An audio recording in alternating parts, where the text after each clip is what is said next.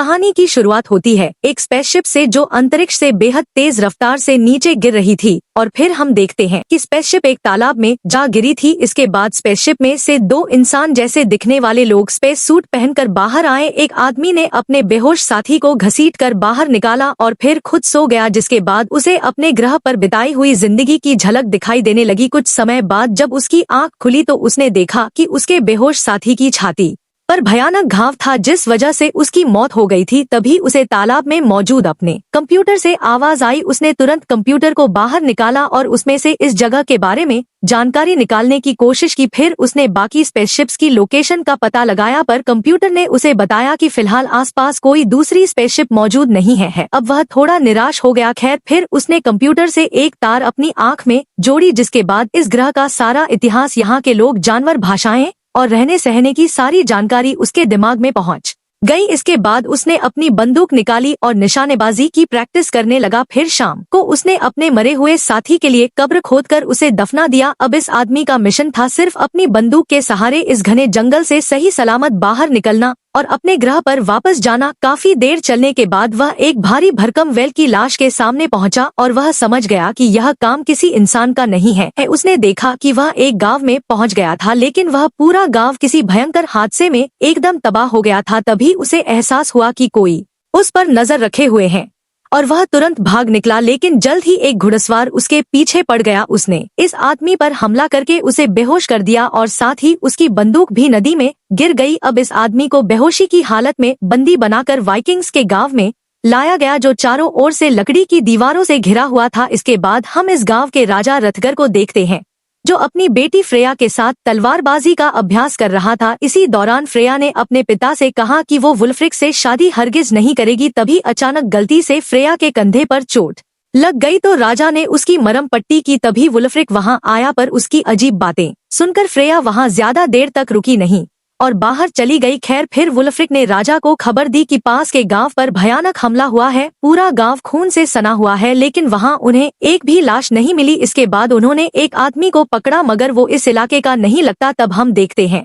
कि उस आदमी को पूरे गांव के सामने बंदी बनाकर खड़ा कर दिया गया और सब हंसकर तमाशा देख रहे थे। खैर, फिर वुल्फ्रिक उस आदमी को पूछताछ के लिए कमरे में घसीट लाया। वुल्फ्रिक ने उसका नाम पूछा तो उस आदमी ने कहा कि उसका नाम कीनन है। कीनन ने उसे झूठ कह दिया कि वह उत्तर दिशा के इलाके से यहाँ पर ड्रैगन्स का शिकार करने आया है, लेकिन किसी ने उसकी बात पर यकीन नहीं किया क्योंकि उन्हें लगता था कि साथ के गांव की तबाही के पीछे कीनन का हाथ है। अब कीनन ने वहाँ से भागने की कोशिश की, मगर वाइकिंग्स बहुत ताकतवर थे। बाद में जब वह अकेला कैद था तो उसने बेहद गर्म लोहे के सरिये से अपनी जंजीर तोड़ने की कोशिश की, लेकिन तभी फ्रेया वहां आ पहुंची। वहीं दूसरी ओर राजा ने वुल्फ्रिक से कीनन के बारे में पूछा, मगर वुल्फ्रिक ने बताया कि अब तक कोई खास जानकारी नहीं मिली। तब राजा ने उसे तबाह हुए गांव के राजा गुनार को ढूंढने को कहा ताकि वह उसे समझा सके कि उनके गांव पर हुए हमले के पीछे हमारा कोई हाथ नहीं है। वुल्फ्रिक इसके लिए हरगिज राजी नहीं था क्योंकि गुनार ने उसके पिता का कत्ल किया था, इसलिए वह गुनार से नफरत करता था। क्या राजा ने उसे समझाया कि वो सब तेरे बाप की लापरवाही की वजह से ही हुआ था, गुनार की गलती नहीं थी इसमें। उधर फ्रेया और कीनन साथ थे तो फ्रेया ने उससे पूछा कि क्या उसने ही पास के गांव पर वह हमला किया था, लेकिन कीनन ने इससे साफ इनकार कर दिया। इसके बाद अचानक उसने खुद को आजाद करके फ्रेया और गार्ड पर हमला बोल दिया और उन्हें हराक वहां से भाग निकला। अब आधी रात को कीनन भाग रहा था, मगर अचानक वहां दुश्मन के हमले का ऐलान हो गया। जल्द ही उनके गांव की फौज युद्ध के मैदान में उतर आई क्योंकि उन्हें लगा कि गुनार उनके गांव पर हमला करने वाला है। पर बाहर आकर वह सब हैरान रह गए क्योंकि वहां कोई भी नहीं था। उन्हें एहसास हुआ कि उनका दुश्मन कोई और नहीं बल्कि एक बेहद खूंखार जानवर है जिसने पहले ही गांव में घुसकर लोगों को मारना शुरू कर दिया था। अब कीनन भी इस जानवर के पीछे दौड़ा। उसने जानवर के सामने जाके उसे मोरवन कहकर पुकारा और तब यह खुलासा होता है कि वह इसी ड्रैगन का शिकार करने आया था। अब कीनन उस पर हमला करने ही वाला था कि तभी एन वक्त पर फौजियों ने उसे फिर से पकड़कर एक पत्थर से बांध दिया। तब उसे अपने ग्रह की फिर से याद आई जब मूरवेंस की फौज ने उनके ग्रह पर हमला कर दिया था और कि कीनन अपने लोगों को बचा नहीं पाया। खैर, फिर अगले दिन हम देखते हैं कि एक छोटे से गरीब बच्चे ने कीनन को अपनी ब्रेड का छोटा सा हिस्सा दिया। वहीं दूसरी ओर गांव वाले यह पता लगाने की कोशिश कर रहे थे कि कल रात किस भयानक जानवर ने उन पर हमला किया था। फिर वो कीनन को राजा के सामने लाए तो राजा ने कीनन से इस ड्रैगन के बारे में पूछा। तब कीनन ने उन्हें बताया कि इस ड्रैगन का नाम मोरवन है और इसने कीनन के ग्रह के लोगों पर भी हमला किया था। मोरवन अक्सर अपने शिकार को रोशनी से आकर्षित करते हैं और फिर उसे बुरी तरह मार डालते हैं। असलियत तो यह थी कि मोरवन के पास गायब होने की ताकत है और वो कीनन की स्पेसशिप में ही छुपकर यहाँ पहुंचा था और तब से ही वह चारों ओर तबाही मचा रहा है। यह सुनकर गांव वाले तो कीनन को फांसी देने को तैयार हो गए, क्योंकि उसी की वजह से धरती पर इतनी बड़ी मुसीबत आई थी। मगर राजा ने जैसे तैसे उन्हें रोका। फिर कीनन समझ गया कि वाइकिंग्स अपने लोगों की रक्षा के लिए मोरवन का शिकार करने के लिए जरूर जाएंगे, इसलिए उसने राजा से गुजारिश की कि वो भी उनके साथ मोरवन को पकड़ने जाना चाहता है। इस पर राजा मान गया और जैसे ही वह बाहर निकले तो अचानक फ्रेया ने उसे मुक्का मारकर कल रात का बदला लिया। खैर, इसके बाद वह सब गांव से बाहर मोरवन को ढूंढने निकल पड़े। तब रास्ते में राजा ने कीनन से बातचीत करनी शुरू की। उसने कहा कि अगर उन्होंने मोरवन को अभी नहीं रोका तो यहाँ भी वही हाल होगा जो कीनन के ग्रह पर हुआ था। तब वुल्फ्रिक ने सबको खबर दी कि आसपास कई सारी लाशें मिली हैं। उसने कहा कि उन्हें छोटे छोटे ग्रुप बनाकर अलग अलग दिशाओं में मोरवन की तलाश करनी चाहिए, लेकिन कीनन ने कहा कि सबके साथ रहने में ही भलाई है। मगर राजा नहीं माना और उसने कहा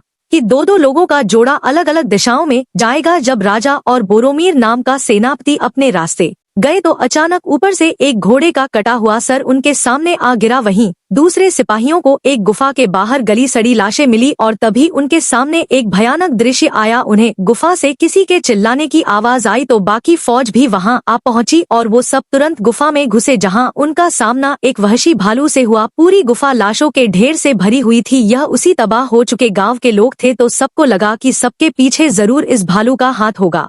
उन्होंने भालू पर हमला कर दिया और अंत में कीनन ने अपनी तलवार से उसका काम तमाम किया। तब कीनन की बहादुरी से खुश होकर राजा ने उसे अपनी कैद से रिहा कर दिया। इसके बाद शाम को पूरे गांव ने भालू की मौत का जश्न मनाया। कीनन भी इस जश्न में आम गांव वालों की तरह कपड़े पहनकर शामिल हुआ। उसे देखते ही सबने खुली बाहों से उसका स्वागत किया और राजा ने उसे अपने साथ बैठाकर खाना भी खिलाया। तभी कीनन के सामने वही गरीब बच्चा आ गया जिसने कीनन को अपनी ब्रेड का हिस्सा दिया था। तो कीनन ने उसका एहसान चुकाने के लिए उसे अपनी तलवार तोहफे में दी। फिर उसने बच्चे का नाम पूछा तो उसने कहा कि उसका नाम एरिक है और उसके माँ बाप एक लड़ाई में मर चुके थे, इसीलिए अब सभी गांव वाले मिलकर उसकी देखभाल करते थे। कुछ देर बाद वुल्फ्रिक ने खेल खेल में कीनन को चुनौती दी। तब कुछ सिपाही ढाल अपने सर पर रख के बैठ गए और खिलाड़ियों को उनके सर पर रखी ढाल पर चलकर अंत तक पहुंचना था। बेचारा कीन तो कई बार लड़खड़ाते हुए बोरोमेर पर जा गिरा, पर वुल्फ्रिक ने उसका मजाक नहीं उड़ाया बल्कि उसे हाथ देकर खड़ा किया। आखिरकार जश्न खत्म होने के बाद कीनन हॉल से बाहर निकला तो फ्रेया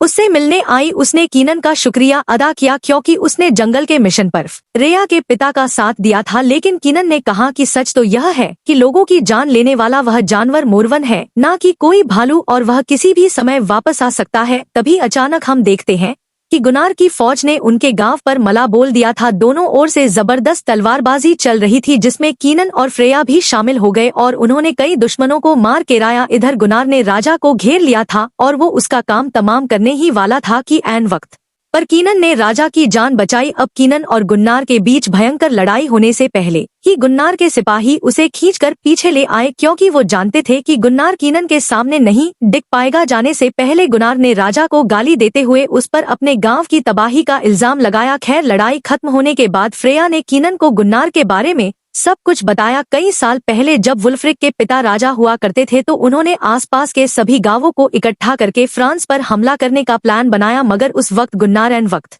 पर वहां पहुंचा ही नहीं, जिस वजह से उसे धोखेबाज समझा गया और तब से दोनों गांव के बीच में दुश्मनी शुरू हो गई। इसके बाद हम देखते हैं कि गुन्नार और उसकी फौज जंगल में पड़ाव डालकर बैठे थे। पता चला कि आज वो वुल्फ्रिक पर हमला करके सालों पहले का बदला लेने आए थे, पर जैसे ही एक सिपाही कुछ दूर हल्का होने गया तो अचानक तालाब में से मोरवन बाहर आ गया और उसने सिपाही को बेरहमी से मार डाला। गुन्नार और उसकी फौज को लगा कि इस हमले के पीछे वुल्फ्रिक का हाथ है। कुछ ही पलों में मोरवन ने कई सिपाहियों को मार गिराया और अंत में सिर्फ गुन्नार उसके सामने खड़ा था। उसने बिना जान की परवाह करते हुए मोरवन का सामना करने का फैसला किया। तभी हम देखते हैं कि गुन्नार के कुछ साथी मोरवन से भागकर दूसरे गांव में आ गए थे और वो उनसे अपनी जान बचाने के लिए गेट खोलने की भीख मांगने लगे। जब वुल्फ्रिक ने गुन्नार के आदमियों को फिर से गांव में देखा तो उसे लगा कि ये जरूर उनकी कोई चाल है, इसीलिए उसने अपने सिपाहियों को हमला करने का आदेश दिया। लेकिन कुछ ही पलों में गुन्नार वहां दौड़ता हुआ पहुंचा। वो एक बार के लिए मोरवन से जैसे तैसे अपनी जान बचाकर भाग आया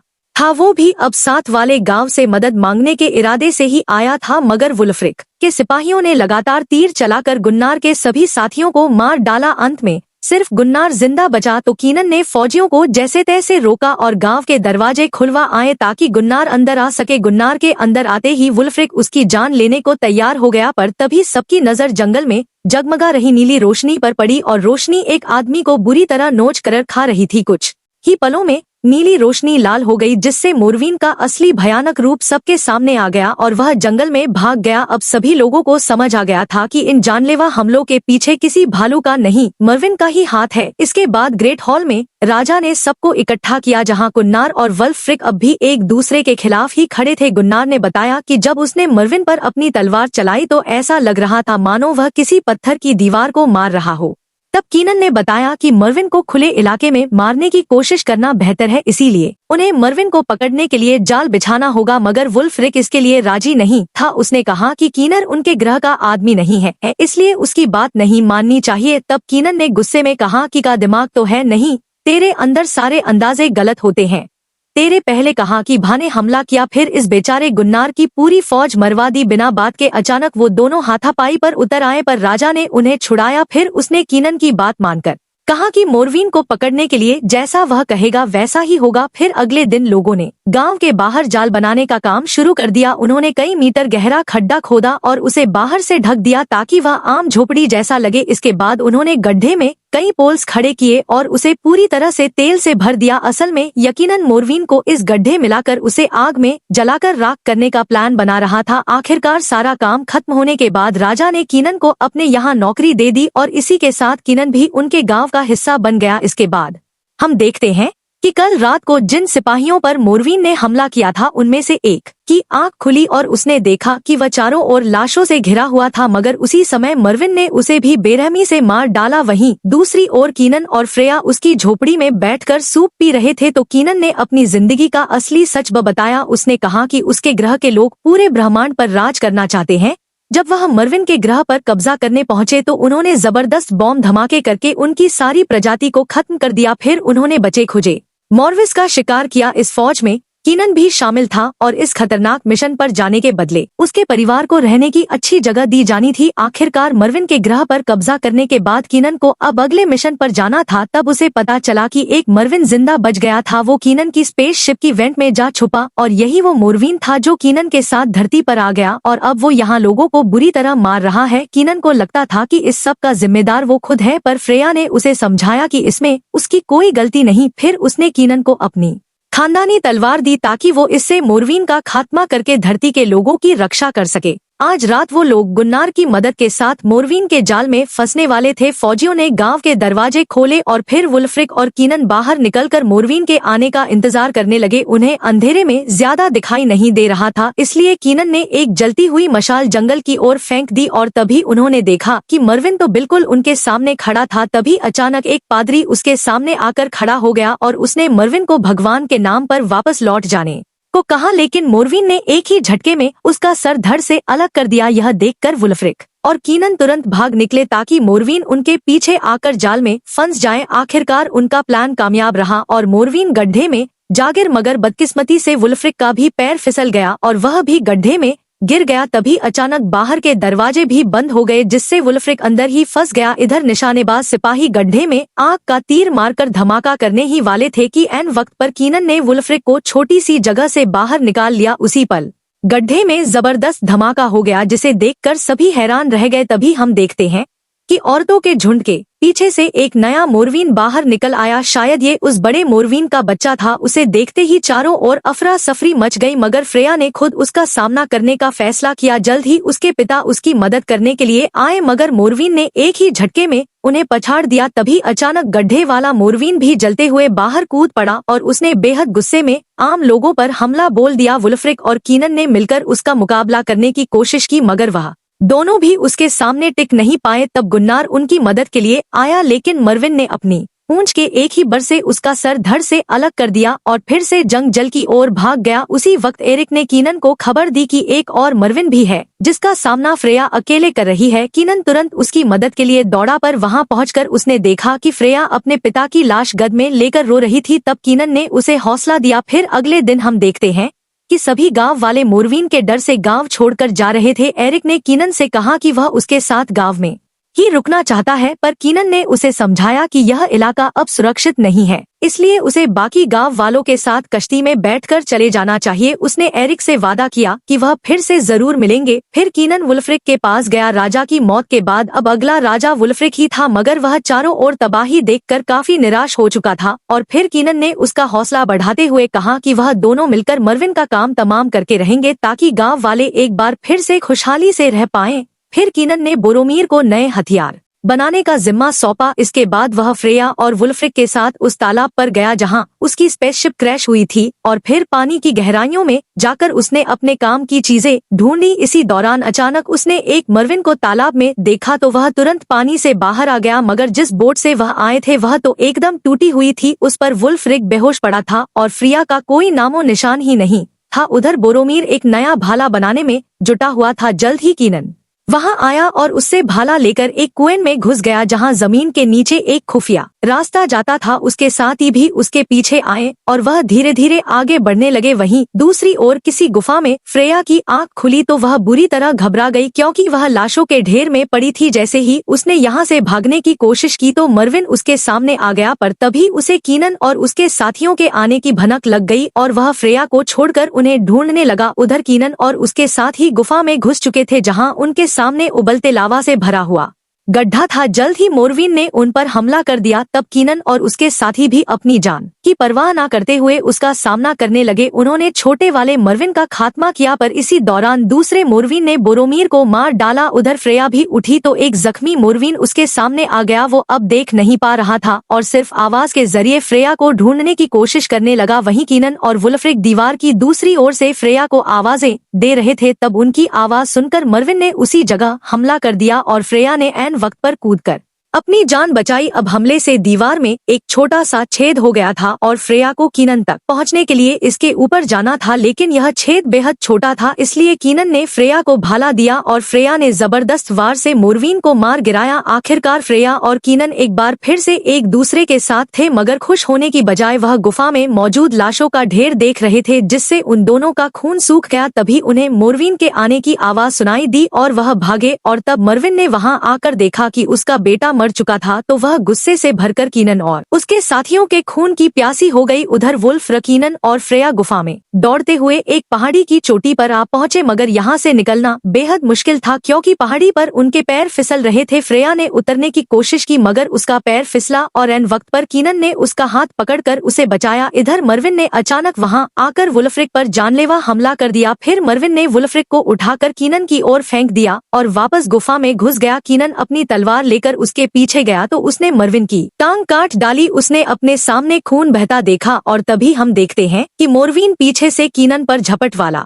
था। तभी ऐन वक्त पर फ्रेया ने पीछे से मरविन पर हमला कर दिया और कीनन ने उसी वक्त मुड़कर मरविन पर लगातार हमले किए, मगर मोरविन उसे घसीट हुआ पहाड़ी की चोटी तक ले आया, जबकि फ्रेया उसे पीछे से पकड़े हुए थी। कीनन ने अपनी तलवार उठाकर एक आखिरी हमले से मोरविन का हाथ काट डाला, जिससे वह गहरी खाई में जाग रहा। इसके बाद वो दोनों वुल्फ्रिक के पास गए जो बुरी तरह से जख्मी था। उसने पूछा कि क्या मरविन मर गया है, जिस पर फ्रेया और कीनन ने हामी भरी। अब वो वुल्फ्रिक को कीनन की बहादुरी पर खूब नाज हुआ। आखिरकार मरते हुए वुल्फ्रिक ने अपना लॉकेट कीनन के हाथ में दे दिया, जिसका मतलब यह था कि वुल्फ्रिक के बाद अब कीनन अगला राजा होगा। इसके बाद उन्होंने सभी गांव वालों को मोरविन के खात्मे की खुशखबरी दी और फिर कीनन ने फ्रेया को चूम लिया। फ्रेया से शादी करके कीनन गांव का नया राजा बन गया और उसने एरिक को गोद ले लिया धरती पर अपने नए परिवार के साथ। अब कीनन हमेशा